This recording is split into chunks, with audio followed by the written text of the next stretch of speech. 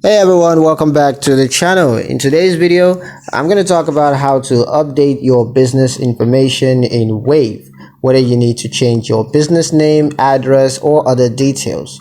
Let's get started. First, log into your Wave account using your account credentials.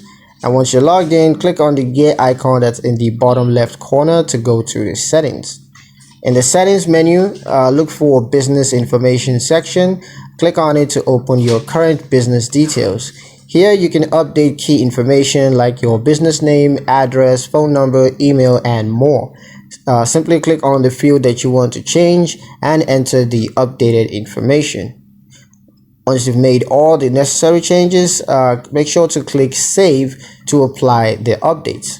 And that's it. In the next video, we're going to cover how to switch from personal to business accounting in Wave, so stay tuned to that.